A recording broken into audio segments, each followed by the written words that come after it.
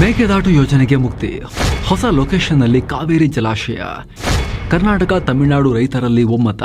ಮಸ್ಮಗ.ಕಾಮ್ಗೆ ಸ್ವಾಗತ. ನಾನು ಅಮರ್ ಪ್ರಸಾದ್. ಸ್ನೇಹಿತರೆ, ಬೇಸಿಗೆಯಲ್ಲಿ ಕಾವೇರಿ ಸದ್ದು ಮಾಡೋದು, ನೀರಿಗಾಗಿ ಕರ್ನಾಟಕ ತಮಿಳುನಾಡುಗಳು ಕಿತ್ತಾಡೋದು ಕಾಮನ್ ವಿಚಾರ. ಆದರೆ ನಿರಂತರ ವರ್ಷಧಾರೆ ರಾಜ್ಯವನ್ನು ತಂಪು ಮಾಡ್ತಿರೋ ಟೈಮ್ನಲ್ಲೂ ಕೂಡ ಕಾವೇರಿ ಸದ್ದು ಮಾಡ್ತಾ ಇದೆ. ಕರ್ನಾಟಕ ತಮಿಳುನಾಡುಗಳ ರೈತರು ಒಟ್ಟಾಗಿ, ಬಹಳ ಅಪರೂಪಕ್ಕೆ ಒಟ್ಟಾಗಿ ಡ್ಯಾಮ್ ನಿರ್ಮಾಣಕ್ಕೆ ಮೇಕೆದಾಟು ಬದಲಿಗೆ ಹೊಸ ಜಾಗವನ್ನು ಗೊತ್ತು ಮಾಡಿ ರಾಜ್ಯ ಸರ್ಕಾರಕ್ಕೆ ನೋಡಿ ಇಲ್ಲಿ ಕಟ್ಟಿ ಅಂತ ಹೇಳ್ತಾ ಇದ್ದಾರೆ. ಎಲ್ಲಿ? ಗಡಿ ಜಿಲ್ಲೆ ಚಾಮರಾಜನಗರದ ಕರ್ನಾಟಕ ತಮಿಳುನಾಡು ಗಡಿಯಲ್ಲಿ ಡ್ಯಾಮ್ ನಿರ್ಮಾಣ ಮಾಡಬೇಕು ಅಂತ ಕೇಳ್ತಿದ್ದಾರೆ. ಹಾಗಿದ್ರೆ ರೈತರು ಈ ಜಾಗವನ್ನು ಯಾಕೆ ಹೇಳ್ತಾ ಇದ್ದಾರೆ? ಅಪರೂಪಕ್ಕೆ ಕರ್ನಾಟಕ ತಮಿಳುನಾಡು ರೈತರು ಒಂದಾಗಿರೋದು ಯಾಕೆ? ಈ ವಿಚಾರದಲ್ಲಿ ಕರ್ನಾಟಕ ಸರ್ಕಾರದ ನಿಲುವೇನು ಎಲ್ಲವನ್ನ ಎಕ್ಸ್ಪ್ಲೇನ್ ಮಾಡ್ತೀವಿ. ಕಡೆ ತನಕ ಮಿಸ್ ಮಾಡಿದೆ ನೋಡಿ. ಮೇಕೆದಾಟು ಪಕ್ಕದಲ್ಲೇ ಇದೆ ಹೊಸ ಲೊಕೇಶನ್. ಬಿಳಿಗುಂಡ್ಲು ಬಳಿ ಡ್ಯಾಮ್ ನಿರ್ಮಾಣಕ್ಕೆ ಪ್ರಸ್ತಾವನೆ. ಸ್ನೇಹಿತರೆ, ಕನಕಪುರ ತಾಲೂಕಿನ ಮೇಕೆದಾಟು ಬಳಿ ಕಾವೇರಿಗೆ ಜಲಾಶಯ ಕಟ್ಟೋಕೆ ತಮಿಳುನಾಡು ಸರ್ಕಾರದ ವಿರೋಧ ಇದೆ. ಅರಣ್ಯ ಸಂಪತ್ತಿಗೆ ಹಾನಿಯಾಗೋ ಕಾರಣಕ್ಕೆ ಹಲವು ಕಾನೂನು ತೊಡಕುಗಳಿರೋದು ಕೂಡ ನಮಗೆಲ್ಲ ಗೊತ್ತೇ ಇದೆ. ಹಲ ಇಲಾಖೆಗಳಿಂದ ಈ ಪ್ರಾಜೆಕ್ಟ್ಗೆ ಕ್ಲಿಯರೆನ್ಸ್ ಸಿಗದೆ 16 ವರ್ಷಗಳಿಂದ ಪ್ರಾಥಮಿಕ ಹಂತದಲ್ಲೇ ಇದೆ. ಸುಪ್ರೀಂ ಕೋರ್ಟ್ ಅಂಗಳದಲ್ಲೂ ಮೇಕೆದಾಟು ಬಗ್ಗೆ ಹಲವು ಅರ್ಜಿಗಳಿವೆ. ಕರ್ನಾಟಕ ಸರ್ಕಾರ ಇಲ್ಲಿ ಡ್ಯಾಮ್ ಕಟ್ಟೋಕೆ ಕಮಿಟ್ ಆಗಿದೆ. ಆದರೆ ತಮಿಳುನಾಡಿನ DMK ಪಕ್ಷ ಡ್ಯಾಮ್ ಕಟ್ಟೋಕೆ ಬಿಡಲ್ಲ ಅಂತ ತಮ್ಮ ಮ್ಯಾನಿಫೆಸ್ಟೋದಲ್ಲಿ ಹಾಕೊಂಡು ಅಧಿಕಾರ ಹಿಡಿದು ಕೂತಿದೆ. ಆದರೆ ಇದೇ ಟೈಮ್ನಲ್ಲಿ 2 ರಾಜ್ಯಗಳ ಒಂದಷ್ಟು ರೈತರು, ಡ್ಯಾಮ್ನಿಂದ ಫಲಾನುಭವಿಗಳಾಗೋ ಸಾಧ್ಯತೆ ಇರೋ ರೈತರು ಒಂದಾಗಿ ಚಾಮರಾಜನಗರ ಜಿಲ್ಲೆಯ ಹನೂರು ತಾಲೂಕಿಗೆ ಹೊಂದಿಕೊಂಡಂತಿರೋ ರಾಶಿಮನಲ್ ಅನ್ನೋ ಪ್ರದೇಶದಲ್ಲಿ ಕಾವೇರಿಗೆ ಡ್ಯಾಮ್ ಕಟ್ಟೋ ಪ್ರಸ್ತಾವನೆ ಇಟ್ಟಿದ್ದಾರೆ. ಸದ್ಯ ರಾಜ್ಯದಿಂದ ತಮಿಳುನಾಡಿಗೆ ಹರಿಯೋ ನೀರನ್ನ ಅಳತೆ ಮಾಡೋ ಮಾಪನ ಕೇಂದ್ರ ಇರೋ ಬಿಳಿಗುಂಡ್ಲುವಿನಿಂದ ಕೇವಲ 6 ಕಿಲೋಮೀಟರ್ ಹಿಂದೆ ಜಲಾಶಯ ನಿರ್ಮಾಣ ಮಾಡಬೇಕು ಅಂತ ಕೇಳ್ಕೊಂಡಿದ್ದಾರೆ. ಹೆಚ್ಚು ಕಾಡು ಹೋಗಲ್ಲ, ಯಾರಿಗೂ ಹಾನಿ ಆಗಲ್ಲ. ನೀವು ಸ್ಕ್ರೀನ್ ಮೇಲೆ ನೋಡ್ತಾ ಇದ್ದೀರಿ ಸ್ನೇಹಿತರೆ, ಇದು ಈಗ ಡ್ಯಾಮ್ ನಿರ್ಮಾಣ ಮಾಡಬೇಕು ಅಂದ್ಕೊಂಡಿರೋ ಮೇಕೆದಾಟು ಜಾಗ.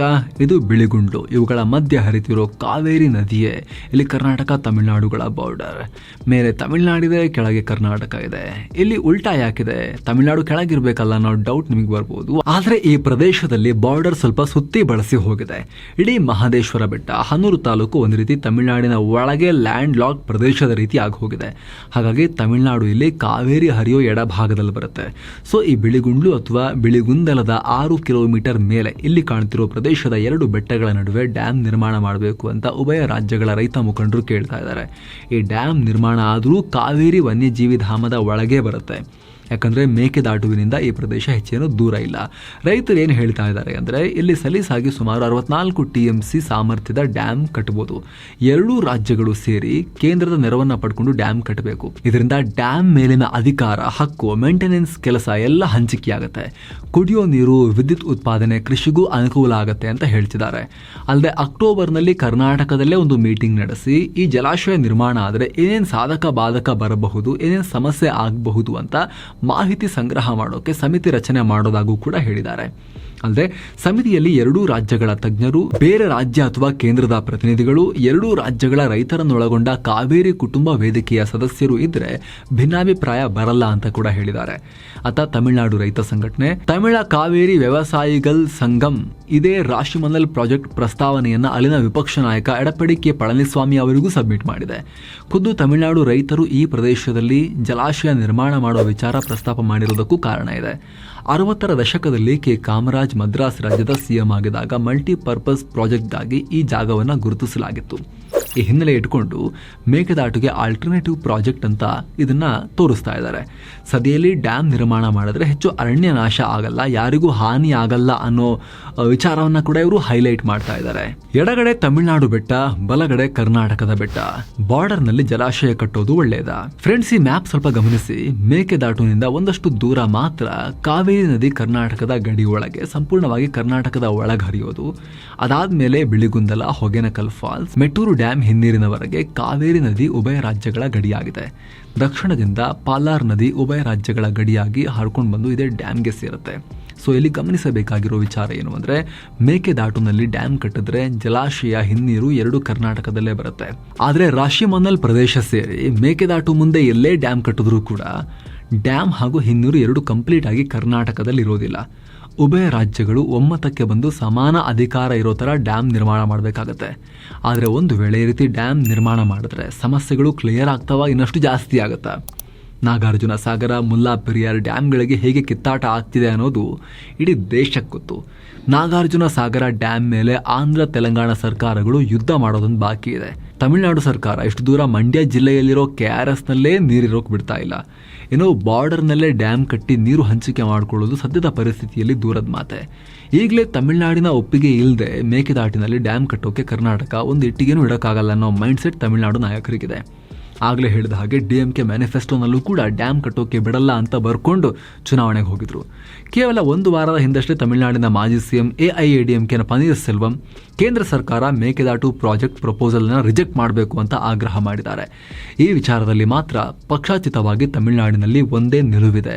ಮೇಕೆದಾಟುಗೂ ಅವರು ವಿರುದ್ಧ ಇದ್ದಾರೆ. ಮಧ್ಯಪ್ರವೇಶ ಮಾಡಲ್ಲ ಅಂತೂ ಕೇಂದ್ರ ಸರ್ಕಾರ. ಪ್ರಸ್ತಾವನೆ ಬಗ್ಗೆ ಕರ್ನಾಟಕದ ನಿಲುವೇನು? ರಾಶಿಮನಲ್ ವಿಚಾರದಲ್ಲಿ ರಾಜ್ಯ ಸರ್ಕಾರಕ್ಕೆ ಇಂಟ್ರೆಸ್ಟ್ ಇಲ್ಲ. ಈ ಬಗ್ಗೆ DCM DK ಶಿವಕುಮಾರ್ ಮಾತನಾಡಿದ್ದಾರೆ. ಮೇಕೆದಾಟು ಸಂಪೂರ್ಣ ಕರ್ನಾಟಕದ ಪ್ರಾಜೆಕ್ಟ್, ಅದಕ್ಕೆ ನಾವು ಕಮಿಟ್ ಆಗಿದ್ದೀವಿ. ತಮಿಳುನಾಡು ರಾಶಿಮನಲ್ ಸೇರಿದಂತೆ ಬೇರೆಲ್ಲಾದರೂ ಡ್ಯಾಮ್ ನಿರ್ಮಿಸೋ ಪ್ರಪೋಸಲ್ ಕೊಡಬಹುದು. ನಾವು ರಾಜ್ಯದ ರೈತರ ಹಿತಾಸಕ್ತಿಗಾಗಿ ತಮಿಳುನಾಡು ಸರ್ಕಾರದೊಂದಿಗೆ ಮುಕ್ತ ಮನಸ್ಸಿನಿಂದ ಕೆಲಸ ಮಾಡೋಕೆ ಯೋಚನೆ ಮಾಡ್ತೀವಿ. ಆದರೆ ಅದು ತಮಿಳುನಾಡು ಸರ್ಕಾರ ಈ ವಿಚಾರದಲ್ಲಿ ಯಾವ ರೀತಿ ಕನ್ಸ್ಟ್ರಕ್ಟಿವ್ ಮೈಂಡ್ ಸೆಟ್ನಲ್ಲಿ ಕೆಲಸ ಮಾಡುತ್ತೆ ಅನ್ನೋದರ ಮೇಲೆ ಡಿಪೆಂಡ್ ಆಗುತ್ತೆ ಅಂತ ಹೇಳಿದ್ದಾರೆ. ಕಾವೇರಿ ಕೇಸ್ನಲ್ಲಿ ಸುಪ್ರೀಂ ಕೋರ್ಟ್ನಲ್ಲಿ ಕರ್ನಾಟಕದ ಪರವಾಗಿ ವಾದ ಮಾಡೋ ಹಿರಿಯ ವಕೀಲ ಮೋಹನ್ ಕಾತರಕಿ ಕೂಡ ಮೇಕೆದಾಟು ಯೋಜನೆ ಪರವಾಗಿ ಮಾತನಾಡಿದ್ದಾರೆ. ಮೇಕೆದಾಟು ಪ್ರಾಜೆಕ್ಟ್ ರಾಜ್ಯದ ಒಳಗೆ ಬರುತ್ತೆ. ರಾಶಿಮನಲ್ನಂತಹ ಜಂಟಿ ಪ್ರಾಜೆಕ್ಟ್ಗಿಂತ ಮೇಕೆದಾಟುನಂತಹ ಇಂಡಿಪೆಂಡೆಂಟ್ ಯೋಜನೆಯನ್ನ ನಾವು ಕಂಟ್ರೋಲ್ ಮಾಡೋದು ಅನುಕೂಲಕರ ಅಂತ ಹೇಳಿದ್ದಾರೆ. ಇನ್ನು ಮೇಕೆದಾಟು ವಿಚಾರದಲ್ಲಿ ಕೇಂದ್ರ ಸರ್ಕಾರ ಮಧ್ಯಸ್ಥಿಕೆ ವಹಿಸಿ ವಿವಾದ ಬಗೆಹರಿಸಬೇಕು ಅಂತ ಕರ್ನಾಟಕ ಬೇಡಿಕೆ ಇಟ್ಟಿತ್ತು. ಆದರೆ ಕಾವೇರಿ ನೀರು ನಿಯಂತ್ರಣ ಸಮಿತಿ ಹಾಗೂ ಕಾವೇರಿ ನಿರ್ವಹಣಾ ಪ್ರಾಧಿಕಾರಗಳ ಮೂಲಕನೇ ಸಮಸ್ಯೆ ಬಗೆಹರಿಸಿಕೊಳ್ಳಿ, ನಾವು ಈ ವಿಚಾರದಲ್ಲಿ ತಲೆ ಹಾಕಲ್ಲ ಅಂತ ಕೇಂದ್ರ ಸರ್ಕಾರ ಕಡ್ಡಿ ಮುರಿದಂತೆ ಹೇಳಿದೆ. ಸೊ ಕೇಂದ್ರದ ಮೂಲಕವಂತೂ ಸಮಸ್ಯೆ ಬಗೆಹರಿಯೋ ವಾತಾವರಣ ಇಲ್ಲ. ಅದರ ಬದಲಿಗೆ ಸದ್ಯ ಕರ್ನಾಟಕದಲ್ಲಿ ಕಾಂಗ್ರೆಸ್ ಸರ್ಕಾರ ಇದೆ. ತಮಿಳುನಾಡಿನಲ್ಲಿ ಕಾಂಗ್ರೆಸ್ನ ಮಿತ್ರ DMK ಅಧಿಕಾರದಲ್ಲಿದೆ. ಸೊ ಈ ಅವಕಾಶ ಬಳಸಿಕೊಂಡು ಮೇಕೆದಾಟು ವಿಚಾರವನ್ನೇ ಮುನ್ನೆಲೆಗೆ ತರಲಿ, ಎರಡು ರಾಜ್ಯಗಳಿಗೆ ಉಪಯೋಗ ಆಗೋ ರೀತಿಯಲ್ಲಿ ಸರ್ಕಾರಗಳು ಕೆಲಸ ಮಾಡಲಿ. ರಾಶಿಮನಲ್ ಪ್ರಾಜೆಕ್ಟ್ನಿಂದಲೇ ಎರಡು ರಾಜ್ಯಗಳಿಗೆ ಅನುಕೂಲ ಆಗುತ್ತೆ ಅನ್ನೋ ಲೆಕ್ಕಾಚಾರ ಇದ್ರೆ ಕರೆಕ್ಟಾಗಿ ಅದನ್ನು ಚೆಕ್ ಮಾಡಿಕೊಂಡು ಕಂಡೀಷನ್ಸ್ನೆಲ್ಲ ಕರೆಕ್ಟಾಗಿ ಸೆಟ್ ಮಾಡಿಕೊಂಡು ಅದನ್ನಾದರೂ ಕೈಗೆತ್ತಿಕೊಳ್ಬಹುದು. ಅದನ್ನು ಸರ್ಕಾರಗಳು ಬೇಗ ಸ್ವಲ್ಪ ತಲೆ ಖರ್ಚು ಮಾಡಿಕೊಂಡು ಕೂತು ಮಾತಾಡಿ ರೈತರು ಕೊಟ್ಟಿರೋ ಪ್ರಪೋಸಲನ್ನು ಪರಿಶೀಲನೆ ಮಾಡಬೇಕು. Thank you so much. ಮತ್ತೆ ಭೇಟಿ ಆಗ್ತಿರೋಣ. ನಮಸ್ತೆ.